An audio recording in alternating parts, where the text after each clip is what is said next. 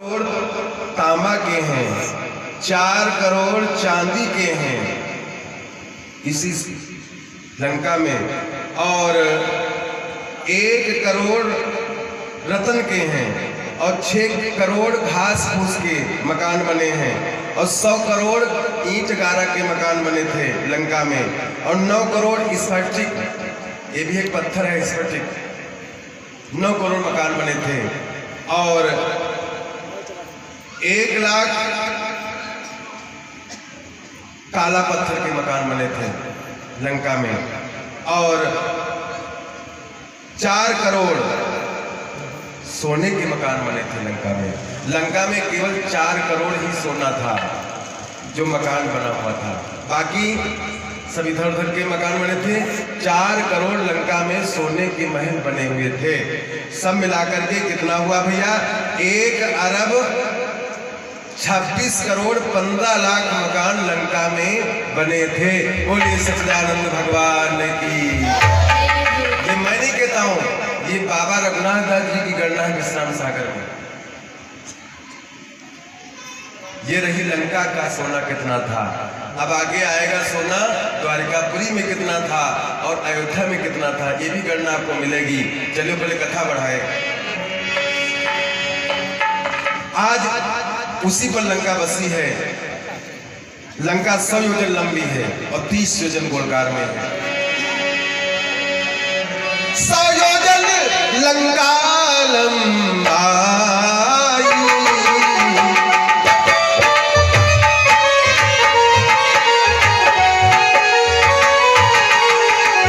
योजन 30 रही चकलाई,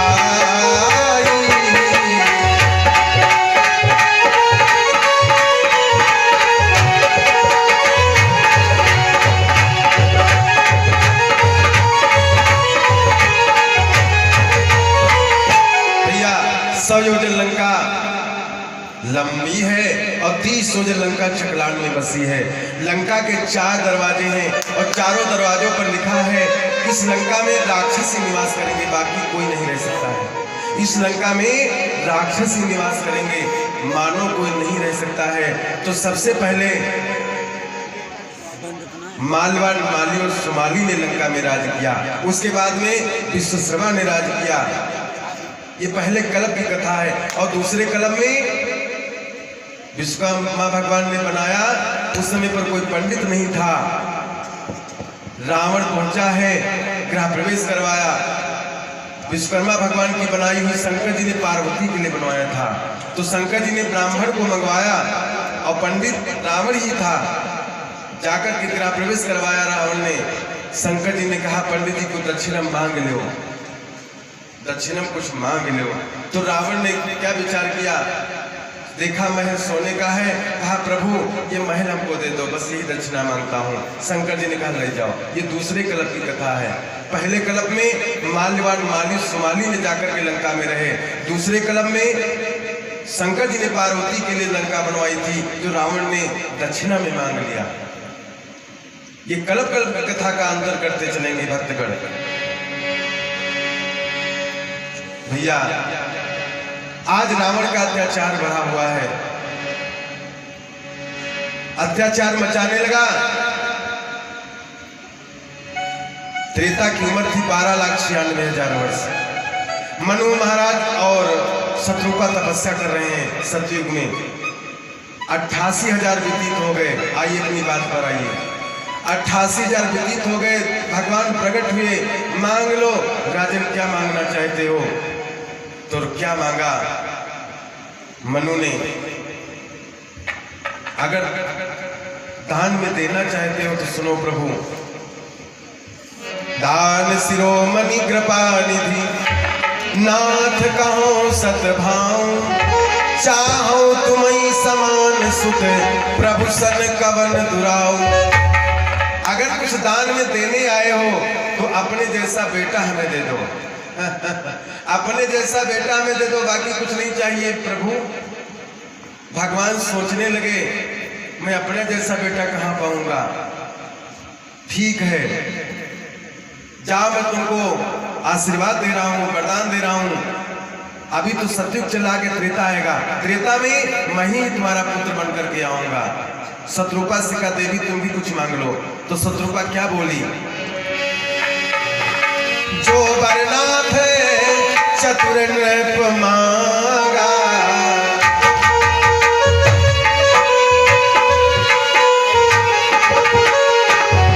जो वरनाथ चतुर नृप मांगा, सो कृपाले अति प्रिय मोहि लागा। जो वरनाथ चतुर नृप मांगा,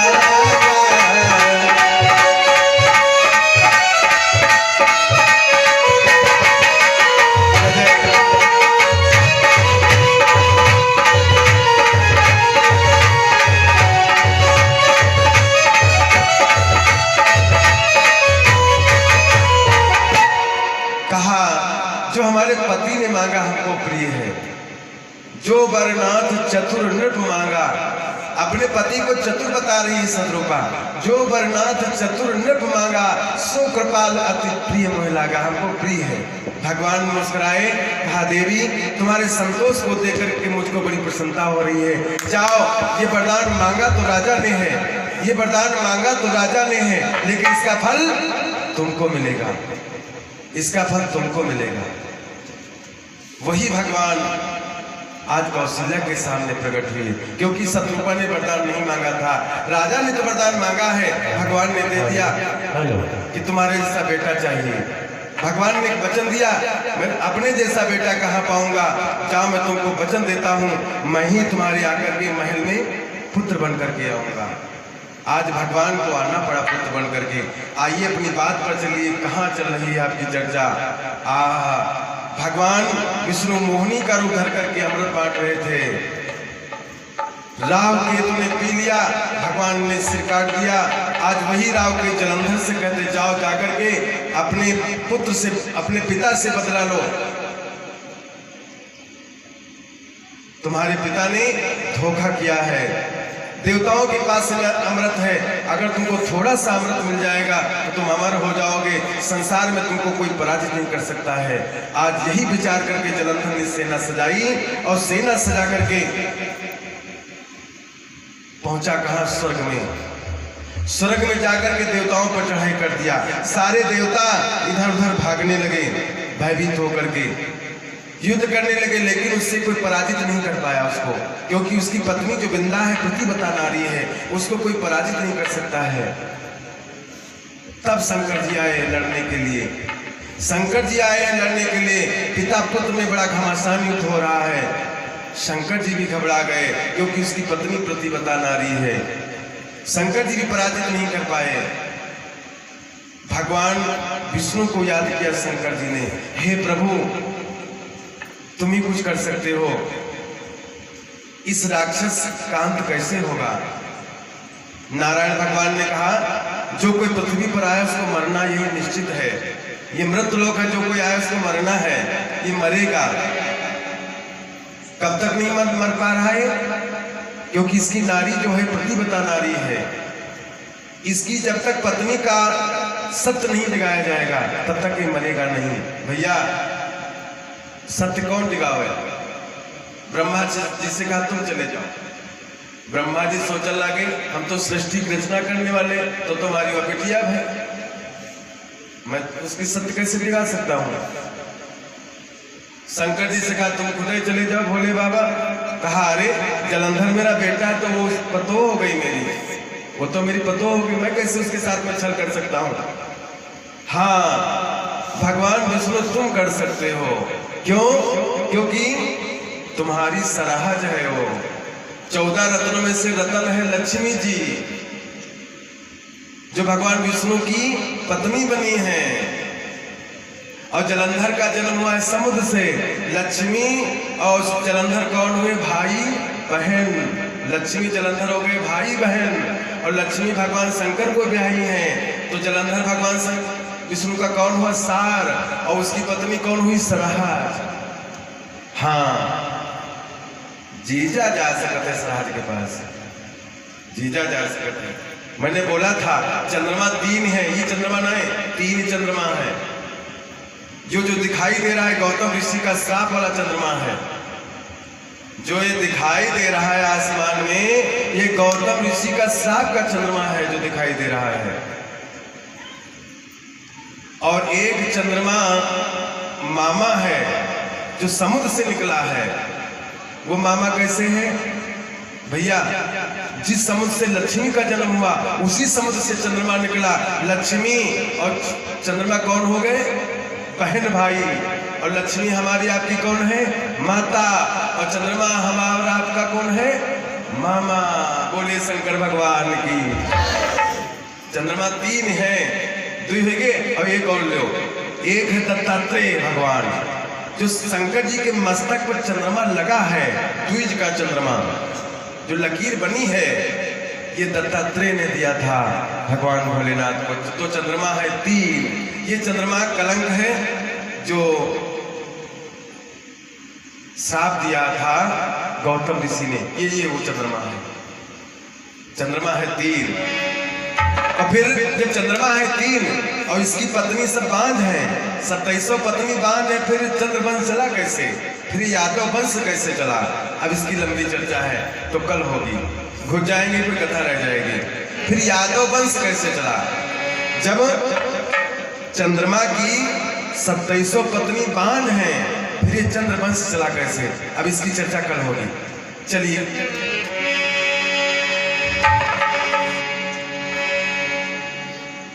बोले भक्त और भगवान की। कहाँ रहा भैया? कहाँ? ये बिटिया कहाँ? कथा कहाँ का है? नहीं पल्ले पर रहे भैया। कथा कहाँ पर? जलंधर। हाँ, कथा को सुन डालो ना, कथा को सुनकर के मनन करो। कथा कभी था, गलत नहीं है, इसी का नाम है कथा। कभी था वही है कथा। आज पिता पुत्र में युद्ध हो रहा है, बड़ा घमासान युद्ध हो रहा है। इधर भगवान विष्णु पहुंचे हैं जलंधर का भेष बना करके, क्योंकि जीजा सरहद के पास में जा सकता है। जलंधर का भेष बनाया और पहुंच गए बिंदा के दरवाजे पर। खौलती तेल में खड़ी एक पैर से बिंदा आवाज लगाई, देवी दरवाजा खोलो। बिंदा ने विचार किया पति जी आ गए हैं रणभूमि से। तेल से बाहर निकली, जलंधर के भेष में भगवान ने। बिंदा जान नहीं पाई कौन है। कहा स्वामी चलो अंदर चलो, बिस्तर पर लेट जाओ, मैं आपकी सेवा कर दूं, आप थक गए होंगे, रणभूमि से आ रहे हैं। भगवान लेट गए पलंग के ऊपर और बिंदा अपने पति की सेवा करने लगी। क्या कहती है? तुम ही तो सब कुछ हो मेरे स्वामी, तुम ही मेरे मंदिर, तुम ही मेरी पूजा, तुम ही देवता हो, तुम ही देवता हो, तुम ही मेरे मंदिर, तुम ही मेरी पूजा, तुम ही देवता हो, तुम ही देवता हो।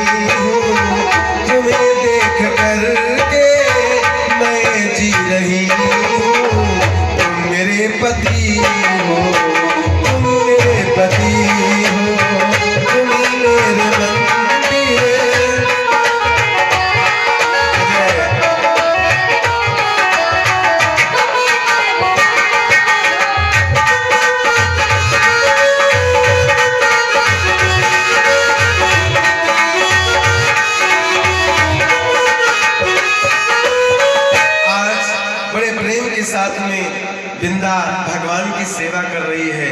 आज समय भगवान ने विचार किया इसका सत्य तो टिकाना चाहिए। भगवान ने वृंदा के साथ में छल किया, उसके प्रतिबद्ध धर्म को भंग कर दिया भगवान ने। और जैसे प्रतिबद्ध धर्म भंग हुआ, इधर पिता पुत्र में युद्ध चल रहा था, भगवान शंकर ने त्रिशूल छोड़ा और उसका शीश कट करके नीचे गिर गया। भैया जलंधर का शीश कट करके नीचे गिर गया।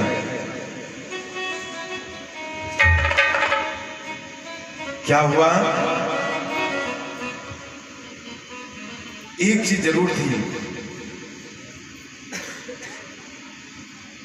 भगवान ने तो छल किया, लेकिन वृंदा ने पहचाना कैसे कि मेरा पति नहीं है?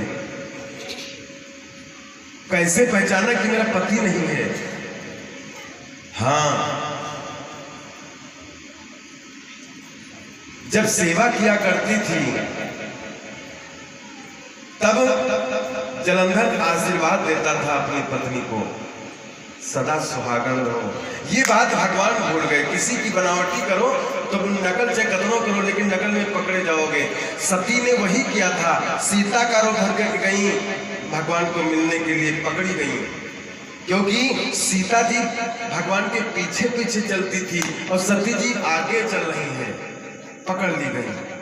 किसी की नकल करोगे तो पकड़े जाओगे, कदमों अकल लगाओ लेकिन पकड़े जाओगे। सीता जी भगवान के पीछे पीछे चलती थी, लेकिन सती जी भगवान के आगे आ गई, पकड़ ली गई। यही बात यहाँ पर है। जलंधर अपनी पत्नी को आशीर्वाद देता था, जब वृंदा अपनी पति की सेवा किया करती थी, आशीर्वाद देता था तुम सदा सुहागन रहो। भगवान ये चीज नहीं कह पाए, उसी में पकड़ लिया, उसी में वृंदा ने पकड़ लिया। तुम कौन हो? अगर मेरे पति होते तो आशीर्वाद जरूर देते, सदा सुहागन रहो। तुम हो कौन? असली रूप में आओ, नहीं तो मैं पिट्टी बताना रही हूं, श्राप दूंगी। भगवान असली भेष में आ गए, 4 भुजाधारी। बोले विष्णु भगवान की। आज वृंदा ने भगवान को देखा, कहने लगी वाह रे भगवान, तुमको दुनिया भगवान कहती है, तुमने क्या किया?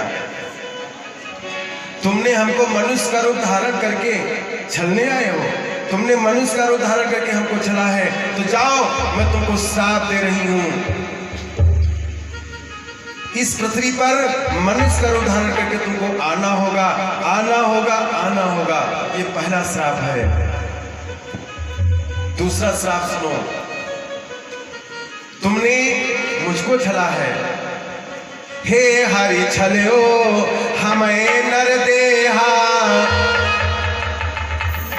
तुमने हमको छला है, मनुष्य का रूप धर करके, नर तन धरऊ श्राप ममुगे। मनुष्य का रूप धर करके पृथ्वी पर तुमको आना पड़ेगा, ये पहला श्राप। दूसरा श्राप सुनो, तुमने हमको छला है और मेरा पति तुम्हारी स्त्री का हरण करेगा। वही भैया जलंधर आगे चल करके रावण बनता है, वही जलंधर रावण बनता है। और तीसरा श्राप सुनो, वृंदा ने कहा अरे दुनिया कहती तुम भगवान हो, जाओ मैं तुमको तीसरा श्राप दे रही हूं। इतनी बड़ी मूर्खता तुमने कैसे कर डाली? तुम जड़ बुद्धि बनो दुखदाई, तुम जड़ बुद्धि बनो दुखदाई, पत्थर बनाओ गान की जाई। तुम जड़ बुद्धि बनो दुखदाई, पत्थर बनाओ गान की जाई।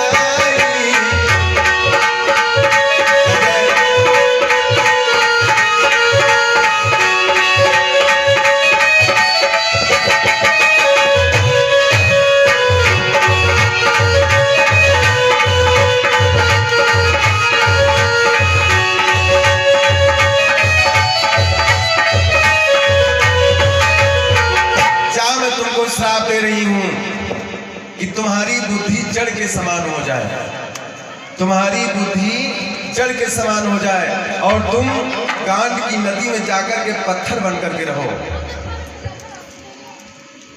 भैया ये कौन है? ये कौन भगवान है? बोल दो। शालिग्राम। इनकी बुद्धि जड़ के समान है, ये वृंदा का श्राप है। इनकी बुद्धि जड़ के समान है और ये गांड की नदी में पत्थर बन करके रह रहे हैं, अंत कहीं नहीं पाए जाएंगे। गांड की नदी में पत्थर बन करके रहते हैं। ये सब गांड की नदी से आते हैं यहाँ। इनकी बुद्धि जड़ के समान, ये वृंदा का तीसरा श्राप है। आज भगवान मुस्कुरा रहे हैं। बिंदा श्राप शीस हरि लीना, मन प्रसन्न नहीं बदन मलीना। आज बिंदा को श्राप को सुनकर के भगवान मुस्कुराने लगे। ए देवी, तुमने हमको श्राप दिया है, मैं तुमको वरदान दे रहा हूं। तुमने हमको श्राप दिया, मैं तुमको वरदान दे रहा हूँ। क्या वरदान दिया भगवान ने? एक रूप लक्ष्मी बनो पुन तुलसी हम से, 8 पहर 64 घड़ी चढ़ी रहो मम शीस। देवी, मैं तुमको वरदान दे रहा हूँ, एक रूप में तुम लक्ष्मी बनकर के मेरे साथ में रहोगी चरणों में, और दूसरे रूप में तुलसी बनोगी, जो 8 पहर 64 घड़ी तुम मेरे शीश पर हर समय चढ़ी रहोगी। एक कहावत कहते थे भारतीय भाषा में, 8 पहर 64 घड़ी और ठाकुर के रे ऊपर ठकुरैन चढ़ी। ये ठकुरैन है तुलसी। 8 पहर 64 घड़ी और ठाकुर के ऊपर ठकुरैन चढ़ी। भैया, 8 पहर 64 घड़ी एक ही बात है। चाहे 64 घड़ी कहो और चाहे 8 पहर कहो, बात एक ही है। एक घड़ी होती 24 मिनट की, 2.5 घड़ी का घंटा होता है, यानी 25 घंटा कुछ मिनट चढ़ी रहती। ओ हाँ, कुछ मिनट, 25 घंटा कुछ मिनट भगवान के शीश पर चढ़ी रहती तुलसी। बोले तुलसी महारानी की। भैया बिटिया लोगों, तुलसी के पास में दीपक जला दिया करो। तुलसी के पास में दीपक जलाने से जानते हो क्या होता है? दीपक एक ब्रह्म है और तुलसी भगवान विष्णु की पत्नी है।